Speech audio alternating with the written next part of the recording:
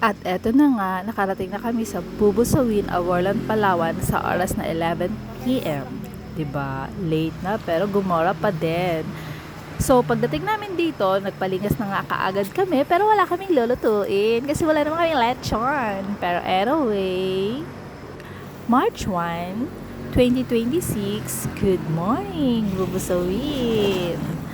Halina at pagmasdan ang kagandahan ng beach dito at samahan kami sa aming mga lakbayin.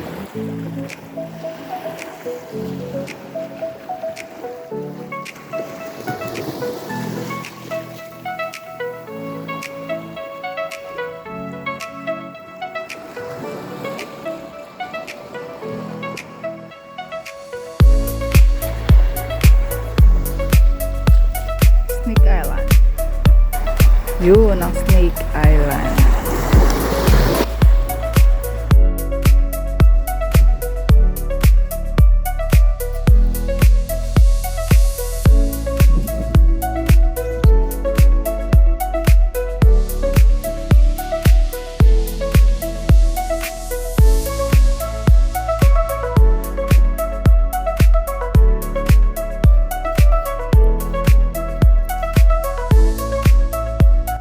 At maraming salamat sa libreng biyaya ng karagatan. Napakabait ng mga tao rito. Thank you po. Ay.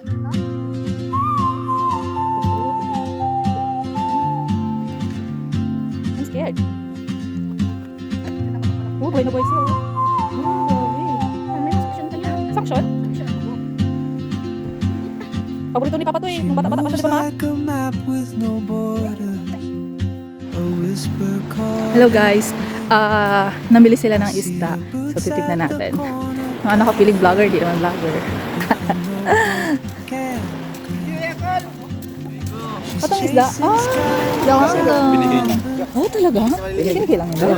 Wow, grabe. Thank you so much mga taga-Bubusawin. Binigyan lang kami ng ulam. Magalaot pa lang kasi ang isda. Baka siya magiging bangkilo natin. Ah, sabi niya? Saan kayo ba magaligo sa Snake Island? Oo. Sige upo. Maya. Hala, grabe ang bait nila. Thank you so much. Ayun yung aming sila din ata yan yung may-ari niyan, Dad. Sila din yung may-ari ng kubo. Sila din ata yan, diba? Kasi nagalaot din daw yan eh. Ayun, doon kami nakatulog dyan sa may kubo nila. Tapos nagtent lang kami lang ni Mama yung sa loob ng kubo kasi malit lang yung kama. Tapos ayun, ayun si Mother oh, nagkakape. Tapos nagtent lang sila. Tapos si Kuya naman, kape. Thank you so much. Kape sa dagat. Oh, grabe. Si Kuya at si Gia nasa loob ng sasakyan natulog. Abang-abang sa mga susunod na ganap. Buntis, Ate Gia, buntis pa lang ako nung first time mong makarating dito. Sa loob pa lang ng tummy ni Mami. Yan, ganda ng buhangin, no? Kanina mas maganda yung jellyfish pati. Yan yung kubo-kubo namin. Kaya thank you so much sa may-ari ng kubo. Saka sa inaanak namin na nag-assist sa amin kahit 11 p.m. na kami nakarating, kahit tulog na sila. Sinamahan nila kami dito. Yan, mga baon namin. Yan. Rice cake, inutang ko kapon sa friend ko. Tapos ito, maha. Inutang. Inutang ko nga, wala kasing pera. Tumaha, galing sa friend ng mister. And fishball. Tapos peanut butter. Peanut butter na, wow, sarap. Naka-PJs pa ako. Oh, ay, ang fish namin, grabe oh.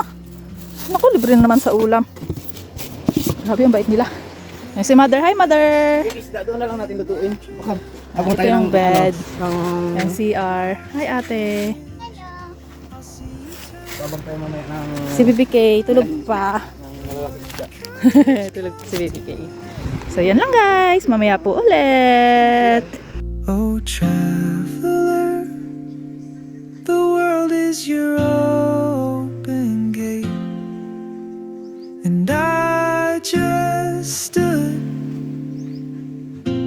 afraid of fate. If I don't take that step today, you'll vanish with the train, and I'll never see your smile again.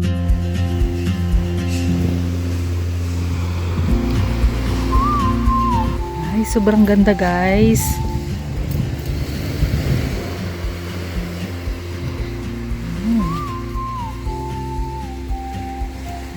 So yung mga bata pumunta doon dito sa may yan dyan. Meron dyang, ang tawag namin Ogong Rock, pero ang tawag ng mga taga rito ay Talisay. Talisay daw ang tawag nila doon. Bato sa may dagat. Tapos meron siyang sa loob ng bato na yon, para siyang may lawa-lawa sa loob ng bato. Yun o. Yan, ito.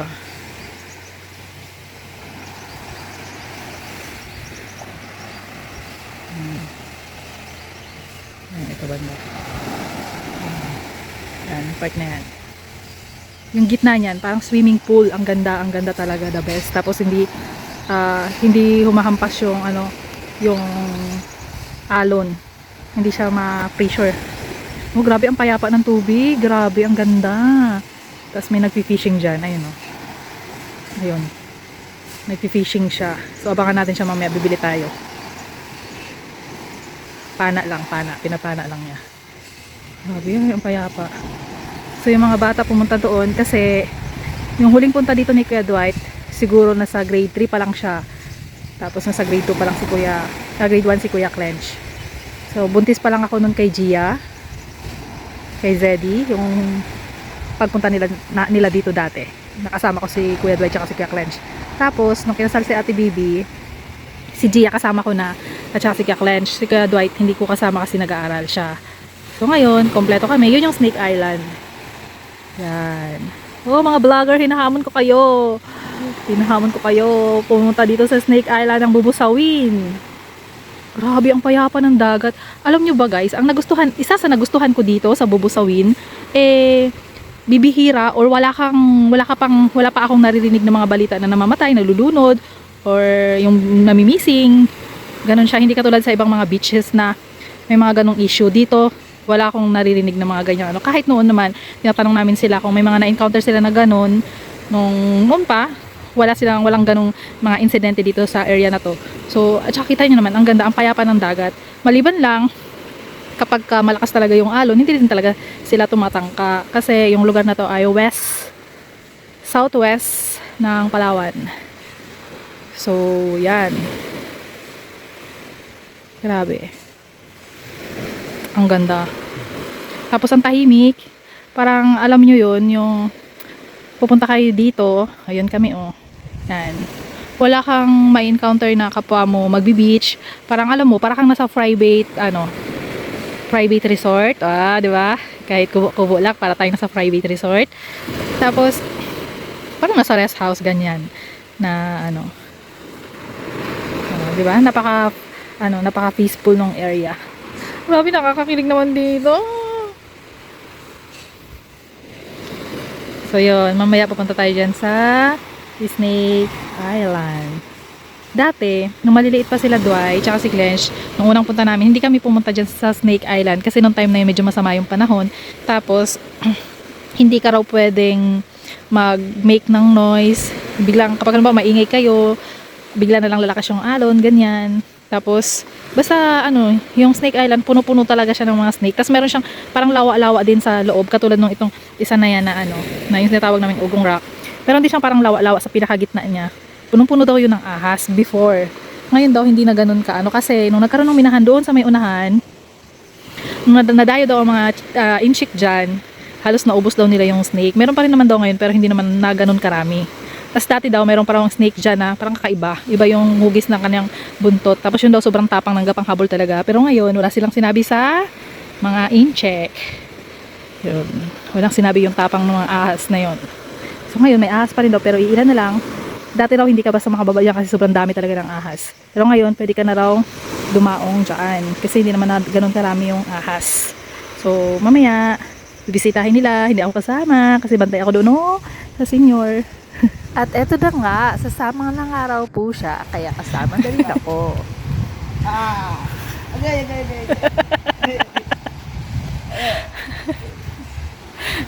Okay. Kargayin mo raw si Clench Ma. Nasa ko.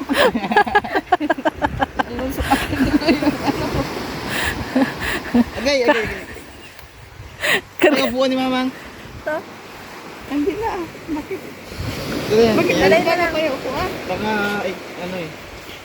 Nagbubo ka doon eh. Hindi naman buksan yung sasakyan doon. Hindi yung mabuksan, nilak ni JR.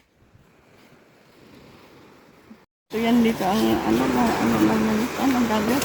Oo, nagkaroon Tingnan mo, low tide lang, low tide. Medyo malayo nga yung bangka doon sa aming kubo, pero sinikap niyang marating ito para makasama. Oh, di ba? Nakakatuwa. Ayun nga pala yung bangkang sasakyan namin, no? Ang layo, pero wako. Ita! Kasi magkakarga ko sa taxi kita doon. mas malaki pa nga ako sa iyo. Hindi ka ba magkakagwins?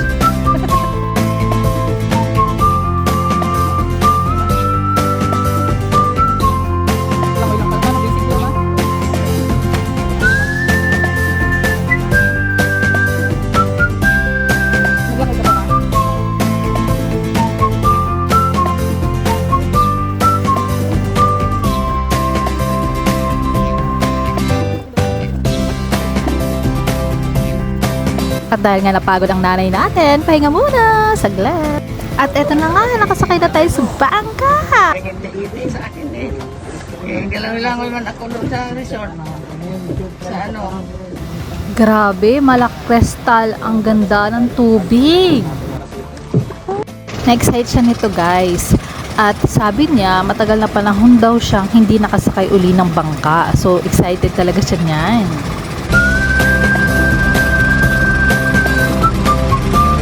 Andito na nga pala tayo guys sa Snake Island. Tara, ikutin muna natin bago natin babain.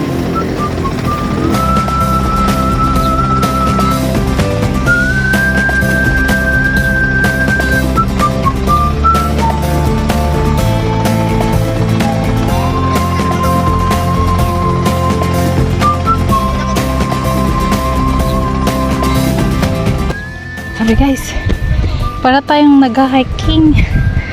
So, mag-ingat tayong dahil mataas. At, goodness. Ito na, nandito na tayo sa taas. Yeah. At, partida. Mataas pa yan. Mataas din yung ating tsinelas. Ay. Grabe, ang ganda. Nakaka-inlove dito sa lugar na to. Noon, hindi kami nakapunta dito kasi bawal pa mag-make ng noise. Pag nagmaingay ka, bigla na lalakas yung alon. Pero ngayon, okay na siya. Yun yung lawa-lawa. Tapos doon sa kabila, meron din. Yan. Grabe, nandito tayo sa taas. Ang ganda. Yan yung bangka na sinakyan namin. Salamat sa kay Kuya na nag-guide sa amin. So si Mama naiwan doon. Kasi hindi niya naman kayang umakyat dito. Pero tuwang-tuwa siya kasi nakarating siya dito. Ayun.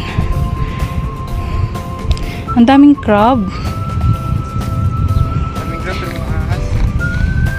Hindi, maraming ahas dito na. Siyempre pagka ano, nagtatago yan sila sa mga butas-butas. Kaya nga wag na daw mag-ano. Wag daw mag-ano sa mga butas-butas. Dati daw, yan yung parang lawa-lawa na yan. Punong-puno daw yan ng mga ahas. Oo. Kaya lang dahil meron nung minahan, doon sa unahan, hindi ko alam kung saan dyan banda. Yes, minahan. Tapos ngayon, yung mga Chinese daw, pumunta sila dito. Hinuli daw nila yung mga snake. Kaya halos naubos na. Meron man, ila-ila na lang. So, pero noon, nung maliliit pa kayo, nung pumunta tayo dito, hindi tayo makapunta dito kasi nga, bawal mag-ingay. Tapos pag maingay, biglang na lang lalakas yung alon. Tapos marami talagang ahas. E ngayon, hindi na ganun ka ano. Grabe, dito kami sa tuktok. Grabe, nakaka-inlove yung ano, lugar.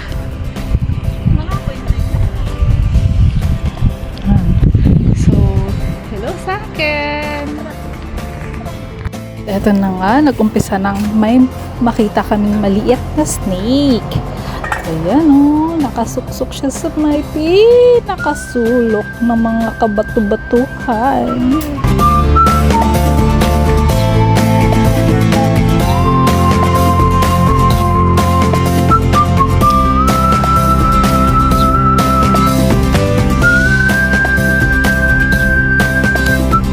At dito banda, napakaraming devil's crab.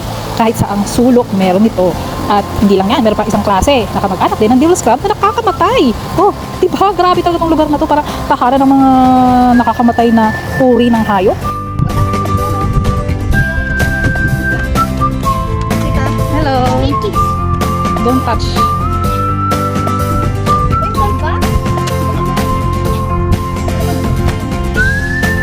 Hi. Hi guys.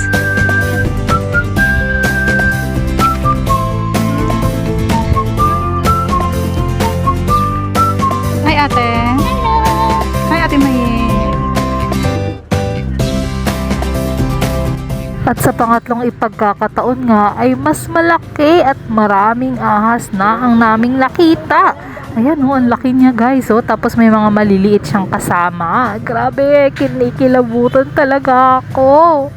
At nang makita ko nga yan guys, ay talagang nagdesisyon na akong bumaba. At hindi ko na nakita pa yung ibang mga ganap na meron pa palang mas malalaki at mas marami silang nakita. At hindi ko na po yan guys kinaya talaga. Bumaba na ako at sumakay na uli sa bangka. Naglangoy-langoy ng konti pero grabe, natatakot talaga ako guys kasi baka may may ahas din doon sa pinaliliguan ko guys. And then eto guys, oh makikita nyo yan, yan super linaw ng tubig kaya lang may mga damo-damo siya at ayan nga ay nakakakilabot. So pagkatapos nyan ay nagbiyahe na po kami ulit papuntang waterfalls. O diba, sulit sa mga tour piling turista.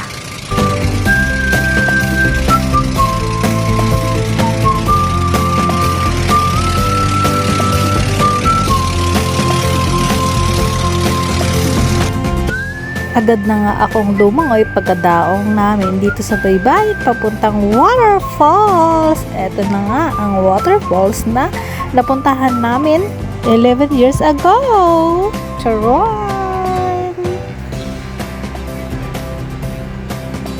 At nakakatawang pagmasdan kung gaano sila kasabik sa waterfalls kahit nga na hindi na ganun kalinis dahil nga tag-init ngayon, hindi ganun kalinis yung waterfalls ay nag-enjoy naman sila.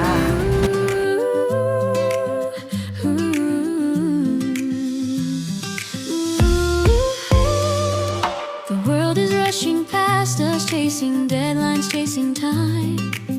Lost in the future, obsessed with the next climb. But look right here beside us, just slow down and see the quiet, gentle magic that happens naturally. The way the light hits softly, the coffee's perfect steam. A scene too sweet for dreaming, better than any dream. Don't let the small things vanish, don't let them disappear. These are the quiet anchors that keep us Thank you for watching po. Bye-bye!